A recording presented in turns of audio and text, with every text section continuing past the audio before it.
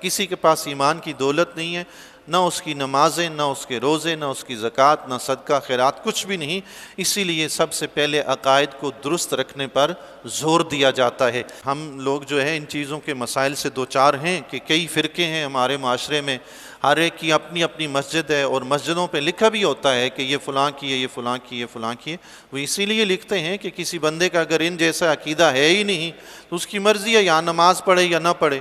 تو اہل سنت کو اللہ نے یہ شرف بخشا ہے، وہ اپنی مسجدوں کے سوا کہیں جاتے ہی نہیں۔ باقی لوگ آئیں گے جائیں گے سب مسجدوں میں۔ تعجب کی بات ہے کہ میں اگر کسی کو غلط سمجھتا ہوں تو میں اس کے پیچھے جا کے نماز پڑھتا ہوں، تو پھر یہ کیا ہے؟ منافقت ہے یا ایمان ہے؟ کیا چیز ہے یہ؟ جب میں کسی کو صحیح سمجھتا ہی نہیں تو میں اس کے پیچھے نماز کیوں پڑھوں؟ میں تو اسی کے پیچھے نماز پڑھوں نا جس کو میں صحیح سمجھتا ہوں۔ تو یہی وجہ ہے علماء اہل سنت نہ خود دوسروں کے پیچھے نماز پڑھتے ہیں، نہ اپنی عوام کو دوسروں کے پیچھے نماز پڑھنے کی تلقین کرتے ہیں، منع ہی فرماتے ہیں۔ نماز پڑھو اپنے سنی امام کے پیچھے، نماز پڑھو اپنی سنیوں کی مساجد میں، بس۔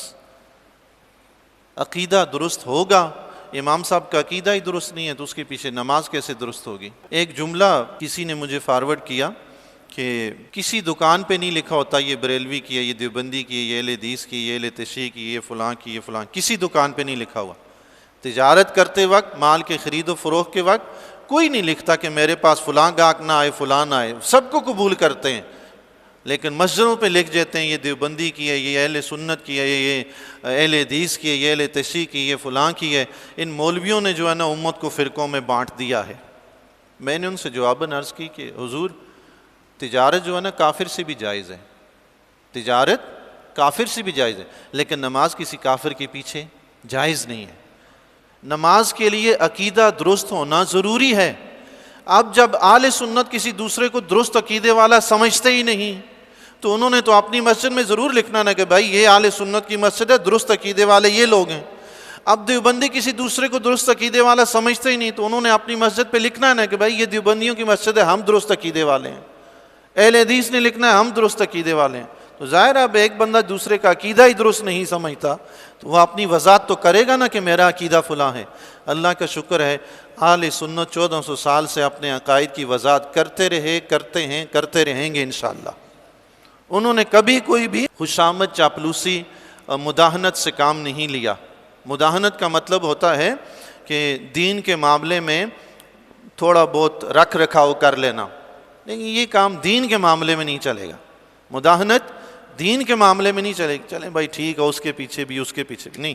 دین کے معاملے میں 100% سیدھا رہو گے تو بات بنے گی۔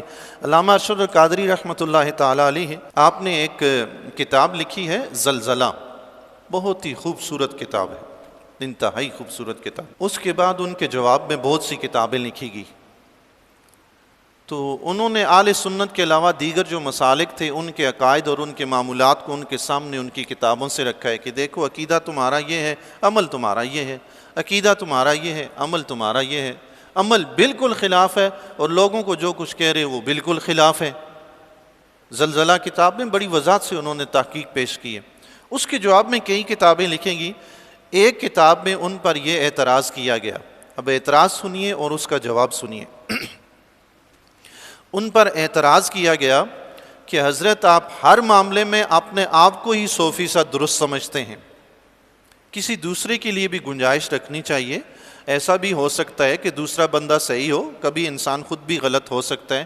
آپ ہر بار صرف اپنا ہی مسلک اور اپنا ہی عقیدہ بیان کرتے رہتے ہیں۔ آپ نے اسی کو بیان کیا کہ ہم ہی 100% ٹھیک ہیں، باقی غلط ہیں۔ تو ان کتابوں کا جواب علامہ ارشد قادری رحمۃ اللہ علیہ نے جو دیا، اس کتاب کا نام انہوں نے زیر و زبر رکھا ہے۔ زلزلہ کا مطلب ہوتا ہے، زلزلہ آتا ہے، آپ کو پتہ ہے کیا ہوتا ہے زمین میں؟ زلزلے کے بعد جو نتائج ہوتے ہیں اس کتاب کا نام انہوں نے رکھا زیر و زبر۔ اس کتاب کا نام زلزلہ انہوں نے رکھا ہی اس لیے تھا کہ یہ جو دیگر مسالک والے فرقوں والے ہیں، عقیدہ کچھ ہے، عمل کچھ ہے، تو جب وہ یہ چیزیں پڑھیں گے کہ ان کی اپنی کتابوں میں جس چیز کو وہ شرک کہہ رہے ہیں ان کی کتابیں بھری ہوئی ہیں اس شرک سے، جس چیز کو وہ بدعت کہہ رہے ہیں ان کی کتابیں بھری ہوئی ہیں اس بدعت سے، تو وہ چیخ اٹھیں گے، ان پہ ایک زلزلہ بپا ہو جائے گا۔ اور واقعی ایسا ہوا، واقعی ایسا ہوا۔ تو اعتراض ان پہ یہ ہوا کہ اپنے آپ کو اور اپنے مسئلے کو 100% آپ درست سمجھتے ہیں، تو ایسا کیوں کرتے ہیں؟ دوسروں کو بھی کچھ حق دیں، وہ بھی حق پر ہو سکتے ہیں۔ اس کے جواب میں علامہ ارشد القادری رحمۃ اللہ علیہ نے زیر و زبر میں جو جواب لکھا، سبحان اللہ، پتھر پہ لکیر۔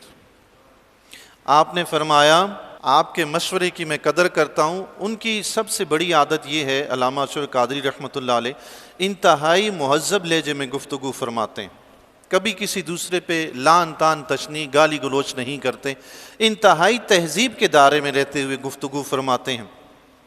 آپ نے فرمایا آپ کے مشورے کی قدر ہے، سب کچھ ٹھیک ہے، لیکن مجھے آپ یہ بتائیں کہ جب میں اپنے آپ کو 100% درست ہی نہ سمجھوں، مسلک اہل سنت کو 100% درست ہی نہ سمجھوں، کیا مجھے اس پہ چلنے کا حق ہے؟